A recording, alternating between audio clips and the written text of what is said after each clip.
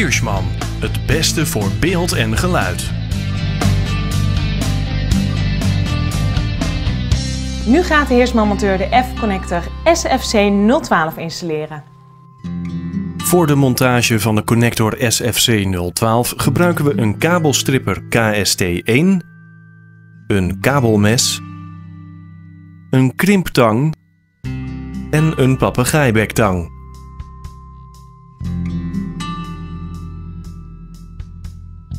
Plaats de kabelstripper en laat de kabel ongeveer 4 mm uitsteken. Draai de kabelstripper 2 à 3 keer, zogezegd over de tekst heen. Verwijder de zojuist losgekomen mantel. Snijd de PVC buitenmantel half in en scheur deze vervolgens voorzichtig af. Draai de isolatie om de koperen kern, ook wel dielectricum genoemd, los, maar laat deze wel zitten. Sla nu met het kabelmes de losse draadjes, de braiding, naar achteren. Raak deze draadjes niet met de vingers aan.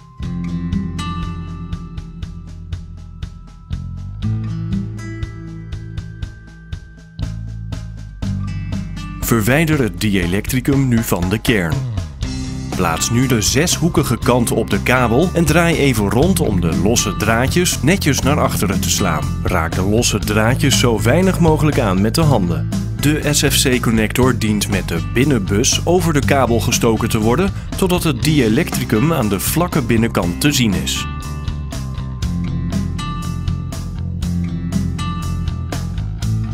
Plaats de krimptang over de connector en krimp de connector aan.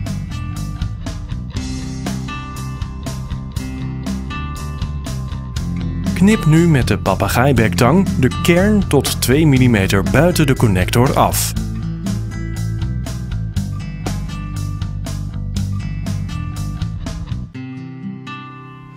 Nu alle Heersman kabels en componenten weer op de juiste wijze zijn geïnstalleerd, kan ik weer optimaal genieten van het beste beeld en geluid, internet en telefonie via de kabel.